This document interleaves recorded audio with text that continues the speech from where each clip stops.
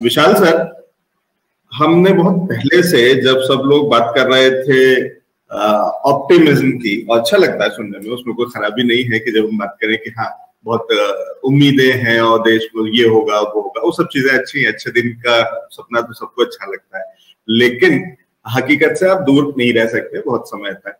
तो जब लोग वो वाली बात कर रहे थे कि हम आउट परफॉर्म कर रहे हैं, हम अलग हैं, हम वो सारी चीजें, अब वो लोग भी वही बातें करने लगे हैं जो आपने बहुत समय से पहले, या टाइमली कह लीजिए, आपने हमें बता दिया था कि पार्टी ओवर होने वाली है और सावधान हो जाए। अब वो सारी चीजें, और अब अलग अलग तरीके से अलग अलग नंबर्स आ रहे हैं, अलग अलग चीजें, तब हर बार हर दिन हम एक नई चीज सुनते हैं कि अच्छा ठीक है, कभी ये और खड़ा आ गया और इससे कुछ और पता चलता है। तो चाहे इन्फ्लेशन का हो, चाहे वो अनएम्प्लॉयमेंट का हो, चाहे वो आउटपुट का हो, प्रोडक्शन का, और बहुत सारी चीजें एक एक करके उसके अंदर में ऐड होती चल रही हैं, और उसके बाद धीरे धीरे फिर अब वो नैरेटिव चेंज हो रहा है। अभी अपना स्टैंड क्या है और अब आगे का रास्ता अब आपको कैसे दिख रहा है सर यहाँ से? एक होता है सर कि मार्केट में जब हम लोग देख रहे हैं अभी, तो अभी एक रिसेंट न्यूज जो आया हुआ है, अभी तक वो उतना वायरल नहीं हुआ है, लेकिन बहुत जल्दी वायरल वो भी हो जाएगा। जो यूरोपियन कंट्रीज और specifically US has imported maximum medicine which can take a charge of radiation. Okay, तो रेडिएशन कब आएगा, that is important part over here.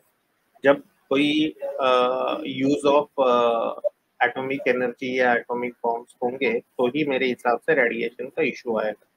और आज के डेट में सबसे ज्यादा यूएस ने वो दवाइयाँ खरीदी है जो रेडिएशन को कंट्रोल रखती है। तो ये यूएस का जो इंटेलिजेंस है वो वर्ल्ड में सबसे अच्छा इंटेलिजेंस माना जाता है।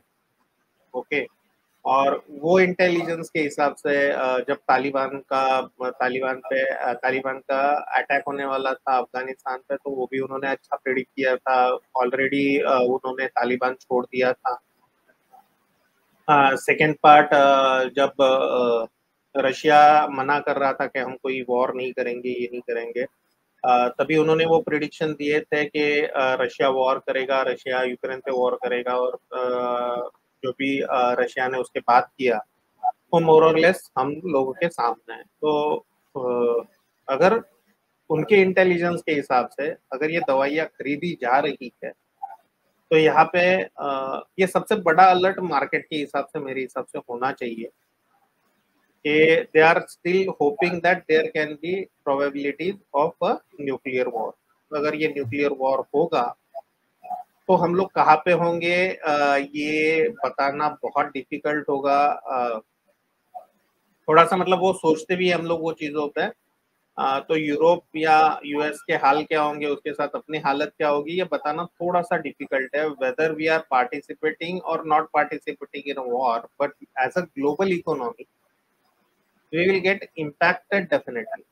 तो उसके कुछ ना कुछ इम्पैक्ट तो जरूर आएंगे। ये हुआ आपका एक ओवरऑल सिचुएशन, जो आने वाला अलर्ट हो सकता है या आने वाले टाइम पे ये न्यूज आ सकता है। अभी आता है निफ्टी के तौर पे, बैंक निफ्टी पे जो अपने इंडेक्स उस पर बात कर लेते हैं। उसके पहले मैं डाउ जोन्स पे बात करता हूँ। डाउ जोन्स ऑलरेडी ट्रेड कर रहा है below it's pre Covid level. Okay, और प्री कोविड लेवल के बाद जो प्री कोविड का टॉप था, उसके बाद जो सेल ऑफ हम लोगों ने देखा है, वो सेल ऑफ मुझे बताने की जरूरत नहीं।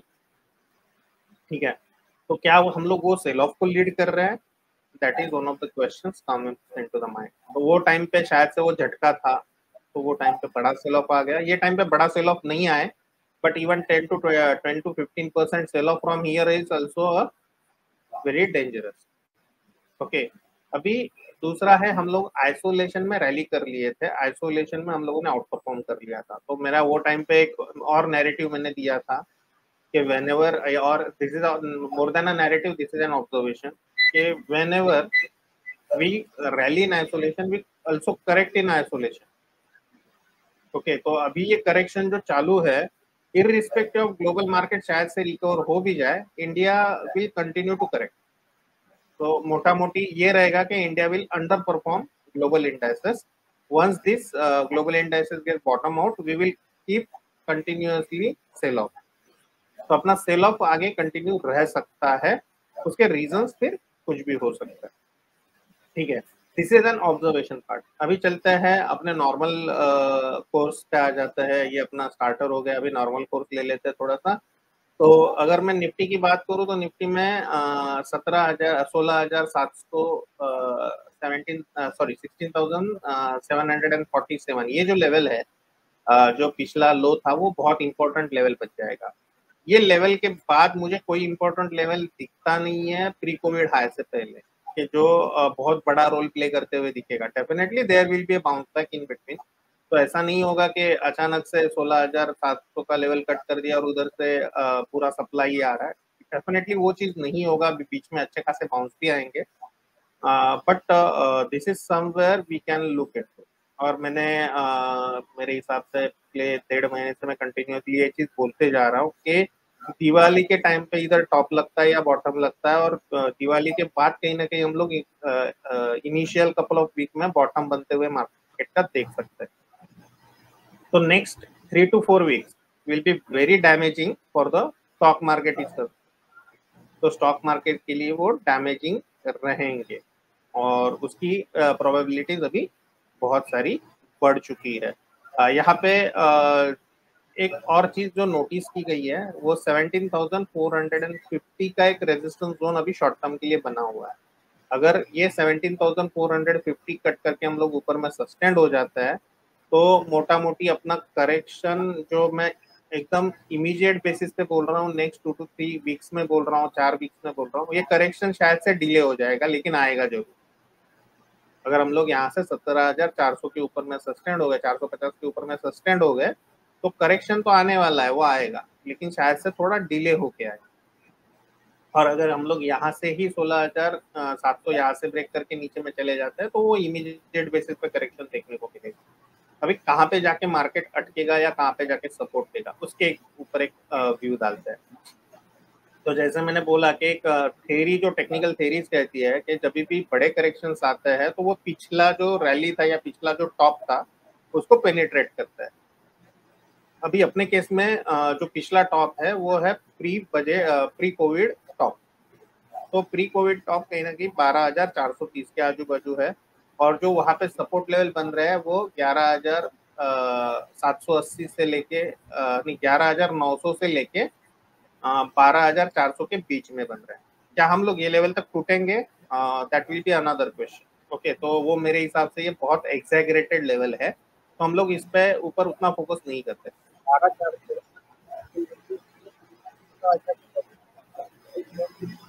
6,000 पॉइंट है तो कहीं ना कहीं 15,000 का लेवल अपने को मोटा मोटी मिल जाएगा। तो ये 15,000 का लेवल जो लास्ट टाइम हम लोग 15,100 से घूमे थे, मोस्ट प्रोबेबली वो लेवल रीचेक होने के आसार अभी बढ़ चुके हैं, ठीक है। और वीकली बेसिस पे भी आरएसआई का पैटर्न जो है वो क्लियर कट इंडिकेशन दे रहा है कि वापस रिविजिट 15,100 का हो सकता है। तो यहाँ से अभी भी 2,000 पॉइंट का करेक्शन पेंडिंग है।